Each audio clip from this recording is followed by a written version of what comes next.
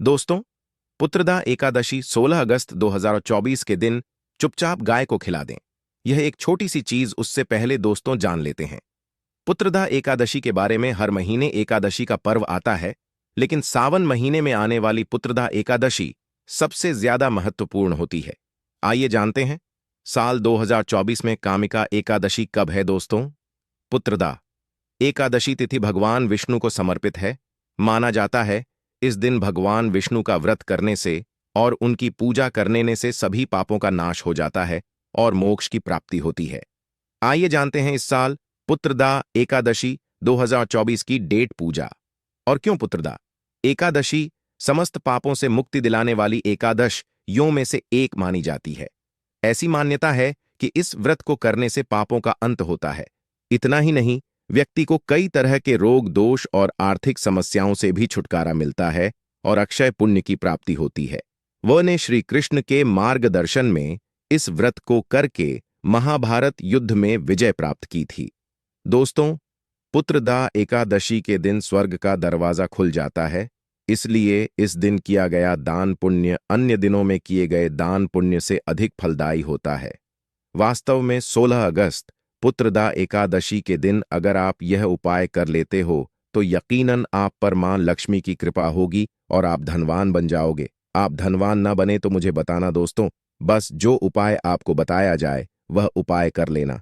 चलिए जानते हैं, एकादशी के दिन चुपचाप गाय को खिला दें। यह एक छोटी सी चीज, रोडपति भी होंगे, करोड़पति मिलेंगे, सभी संकट और कष्टों से मुक्ति, मृत्यु दंड पितृदोष तुरंत होगा खत्म, पूरे साल आपके भरे रहेंगे, अन्न धन के भंडार यूं कहें कि आपकी 7 पुश्ते तक करेंगे, रुपयों पैसों पर राज्य। दोस्तों, 7 पीढ़ियों तक बैंक बैलेंस बढ़ता चला जाएगा। सभी भी दुख दर्द संकट कष्ट है वह दूर हो जाएंगे और सभी सुख आपके कदमों में आ जाएंगे। सभी सुख आपके कदम चूमेगी। यदि आप यह एक छोटी और खास चीज चुपचाप गाय को खिला देते हैं तो तत्काल गरीबी आपके जीवन से खत्म हो जाएगी। यूं कहे व्यक्ति रंग से राजा बन जाता है और 33 कोटि देवी देवताओं को धारण करने वाली गौ माता की भी कृपा व्यक्ति पर आजीवन बरसती है। व्यक्ति के घर में कभी भी अनंत धन वस्त्र कमी नहीं होती है। धन के भंडार व्यक्ति के घर में भरे रहते हैं। व्यक्ति के जीवन से तत्काल गरीबी खत्म हो जाती है। तो दोस्तों, कौन कौन से वे गाय से जुड़े खास और महत्वपूर्ण उपाय हैं जिन्हें यदि आप एकादशी के दिन कर लेते हैं तो दोस्तों यकीन मानिए आपके घर में अन्न धन के भंडार सदैव भरे रहेंगे। जो भी जीवन के दुख दर्द संकट कष्ट है वह सभी दूर हो जाएंगे। इस वीडियो में हम आपको उसी एक खास और महत्वपूर्ण चीज के बारे में बताएंगे, क्योंकि आपको एकादशी के दिन गाय को जरूर खिलानी है। तो दोस्तों, अपने फायदे के लिए पूरा वीडियो देखना। यदि आज की इस वीडियो को अपने बीच बीच में से देखा, काट काट कर देखा, तो यकीन मानिए जीवन में आपको कभी सफलता हासिल भी नहीं होगी, क्योंकि इस वीडियो में आपको कुछ ऐसे उपाय गाय से जुड़े बताने वाले हैं जिन्हें करने से आपके जीवन के जो भी दुख दर्द संकट है या कामयाबी होने में कोई बाधाएं आ रही, सभी से छुटकारा मिलने वाला है। यूं कहे कि आपके जीवन में अपार धन सुख संपत्ति की प्राप्ति हो जाएगी। कभी भी धन से संबंधित परेशानी नहीं रहेगी। आर्थिक स्थिति आपकी प्रबल हो जाएगी। धन प्राप्ति के योग्य बन जाएंगे और जीवन में सदैव अनंत धन के भंडार आपके घर में भरे रहेंगे। अनंत धन वस्त्र कभी कमी नहीं होगी आपके घर में। तो दोस्तों, आज का वीडियो पूरा देख कर जाना। यदि आप चाहते हैं आप और आपके परिवार पर सदैव गौ माता की कृपा से, आपके पितर की कृपा से, देवी देवताओं की कृपा से, तो दोस्तों वीडियो को पूरा देखकर जाना। बहुत ही फायदेमंद वीडियो है। पूरे 50 सालों के बाद ऐसे दुर्लभ संयोग है, तो पूरा वीडियो देखकर जाना।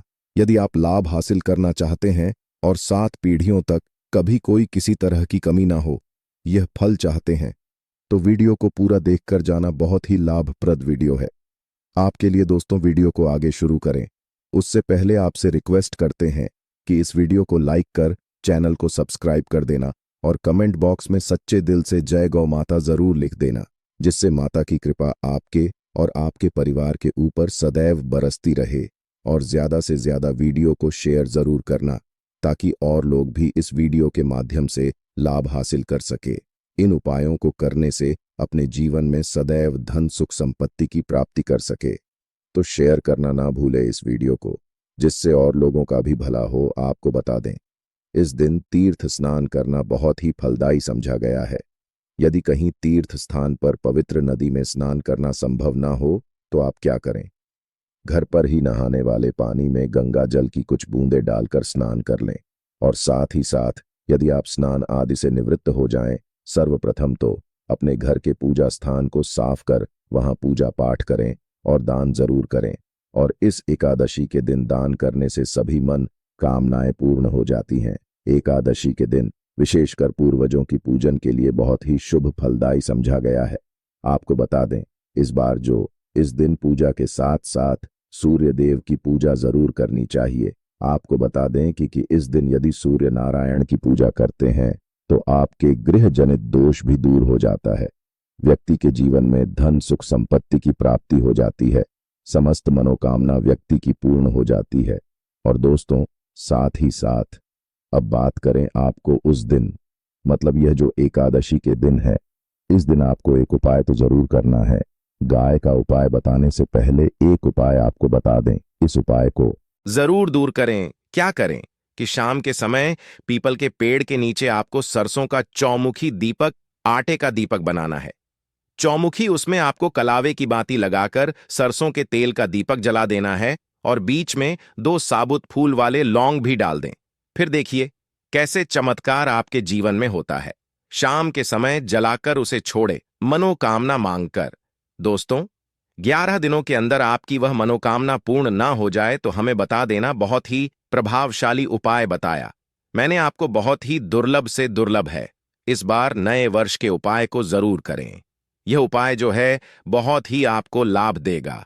और अब बात करें गाय से जुड़े कौन कौन से उपाय आपको इस दिन, मतलब गाय से जुड़े उपाय जिन्हें करने से व्यक्ति को 7 पीढ़ियों तक बैंक बैलेंस की कमी नहीं होती, दुख दर्द संकट कष्ट दूर हो जाते हैं और सभी सुख व्यक्ति के कदमों में आ जाते हैं। कदम चूमती है सभी सुख और घर में धन के भंडार सदैव भरे रहते हैं, कोई कमी नहीं होती। किसी तरह कौन कौन से उपाय ध्यान से सुनना, जिस तरह बताएं उसी तरह इन उपायों को आपको करना है। तो चलिए शुरू करते हैं। कौन कौन से गाय से जुड़े उपाय हैं? प्रभावशाली चमत्कारिक उपाय है जो कि आपकी किस्मत को चमका देंगे। एकादशी से आपको लाभ शुरू करते हैं। दोस्तों, सनातन परंपरा में गाय, गंगा और गायत्री का बहुत ज्यादा धार्मिक महत्व है।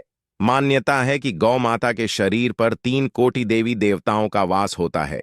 गौ माता की पूजा करने वाले जातक पर इन सभी देवी देवताओं की कृपा बरसती है। गौ सेवा से न सिर्फ इस जन्म के बल्कि पूर्व के भी दोष दूर हो जाते हैं। गाय से हासिल पंचगव्य का उपयोग जरूर शामिल करें, क्योंकि पंचम गव्य के बिना कोई भी पूजा पाठ और हवन सफल नहीं होता। या दोस्तों, गौ कृपा पाने के लिए प्रतिदिन सप्ताह अथवा महीने में परिवार समेत एक बार गौशाला जाने का नियम जरूर बनाएं और वहां गायों को हरा चारा जरूर खिलाएं। इससे आपको शुभ फलों की प्राप्ति होगी। और साथ ही साथ गौ सेवा और गौ पूजा से 9 ग्रह शांत हो जाते हैं और इनसे जुड़े दोषों का निदान हो जाता है। गर्मियों में गौ माता को पानी पिलाएं और सर्दी में गौ माता को गुड़ जरूर खिलाएं। ध्यान रखें कि गर्मियों में गाय को गुधिया। अनेक देवी देवता को अपने ने शरीर पर धारण करने वाली गौ माता से जुड़े कई शुभ और अशुभ संकेत भी होते हैं। मसलन गाय का दूध धोते समय यदि गाय ठोकर मार दे और सारा दूध बिखर जाए तो अब शगुन होता है।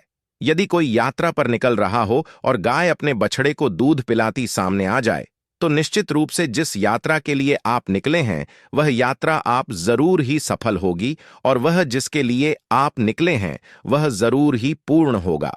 यात्रा पर जाते समय बाईं ओर गाय की आवाज आना और रात्रि में गाय की होख करना भी शुभ होता है। दोस्तों, साथ ही करना भी शुभ होता है।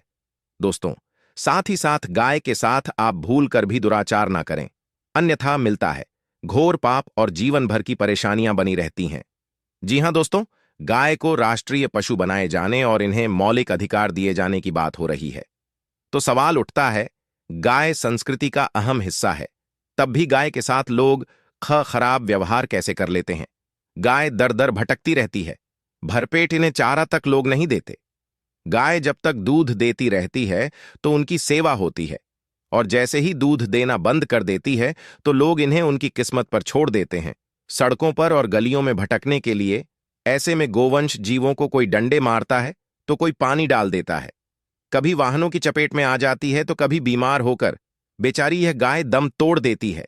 ऐसे में जरूरत है इन बातों को जानने की, गाय को लेकर शास्त्रों में क्या कहा गया है, गाय के साथ आपको कैसा व्यवहार करना चाहिए। दोस्तों, गाय को कभी भी मारना पीटना नहीं चाहिए। शास्त्रों में गाय को माता का दर्जा दिया गया है। गाय को मारने वाला माता को मारने पीटने वाले के समान पाप का भागीदार समझा जाता है। नरक लोक में वर्षों तक कष्ट भोगना पड़ता है। अगले जन्म पशु योनि में मिलता है। कथा है कि गौतम मुनि ने गलती से गाय को डा मार दिया था, जिससे गाय की मृत्यु हो गई थी और इस पाप से मुक्ति के लिए इन्हें वर्षों तक तपस्या करनी पड़ी।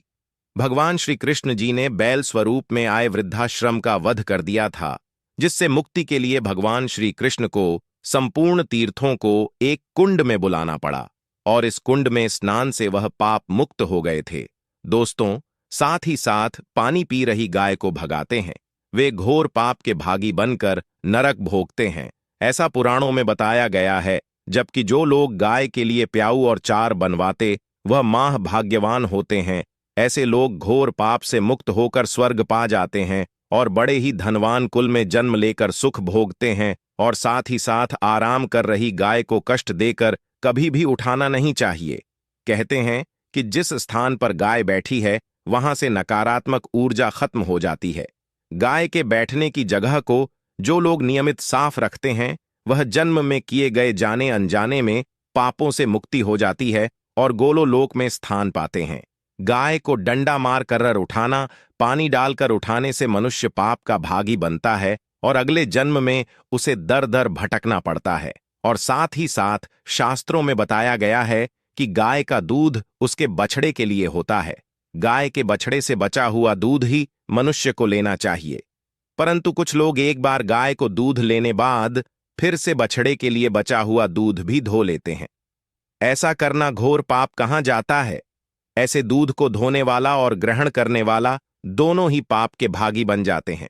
दोस्तों, साथ ही साथ शास्त्रों में कहा गया है कि गोवंश मतलब गाय और बैल के पीठ पर नहीं बैठना चाहिए। इनकी पीठ पर बैठने से महापाप लगता है। ऐसे लोगों को नरक की यातना भोगनी पड़ती है। एकमात्र देव के अंश के उत्पन्न नंदी ही गोवंश है, जिस पर स्वयं महादेव और महादेवी सवारी करती हैं। क्योंकि नंदी ने स्वयं अपनी इच्छा से महादेवी की सवारी बनना स्वीकार किया था। और साथ ही साथ शास्त्रों में गाय के दान को बहुत ही महत्व दिया गया है। परंतु ऐसी गाय का दान कभी नहीं करना चाहिए जो बूढ़ी और बीमार हो। कठोपनिषद में नचिकेता की कथा भी इस संदर्भ में है कि जिस नचकेता ने पिता द्वारा बूढ़ी गाय को दान करने पर आपत्ति जताई थी, दूध देने वाली और बछड़े सहित जो लोग का दान करते हैं वह महान पुण्य को हासिल करके स्वर्ग में स्थान पाते हैं। दोस्तों, साथ ही साथ सूर्य चंद्र मंगल शुक्र की युक्ति राहु से हो तो पितृदोष होता है। यह भी मान्यता है कि सूर्य का संबंध पिता से एवं मंगल का संबंध होने के कारण सूर्य यदि शनि राहु या केतु के साथ स्थित हो या दृष्टि संबंधी हो तथा मंगल की युति राहु या केतु से हो तो पितृदोष होता है। इस दोष से जीवन संघर्षम बन जाता है।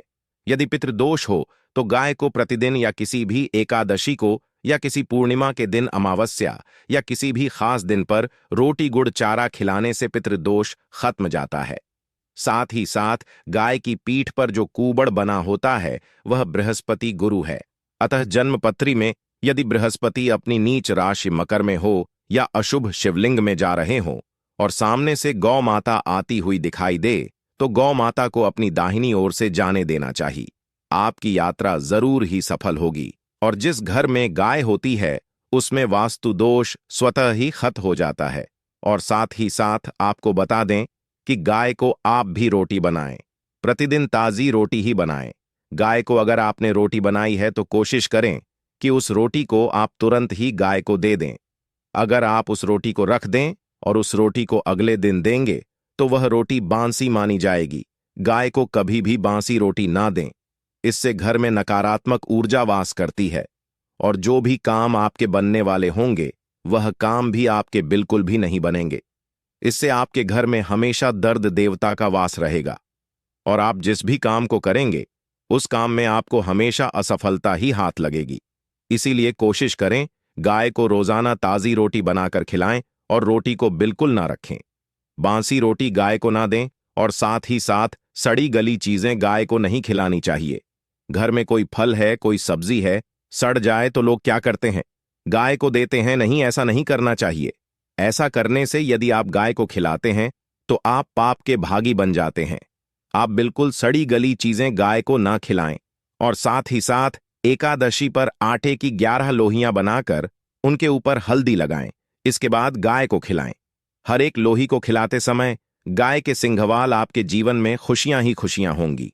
और एक बार एकादशी पर आप 7 बार गाय की परिक्रमा भी कर लें तो आपके समस्त काम होंगे। और एकादशी पर साथ ही साथ आप गाय को जब भी रोटी दे, रोटी पर या तो आप थोड़ी हल्दी लगा लें या थोड़ा गुड़ रख लें। अगर गुड़ ना हो तो आप थोड़ा घी रख सकते हैं। दोस्तों, गाय को कभी भी सूखी रोटी ना खिलाएं। सूखी का मतलब गाय को रोटी खिलाए, उस पर कुछ ना कुछ रख कर खिलाएं। हल्दी रख लें, गुड़ रख लें, मिश्री घी या जो भी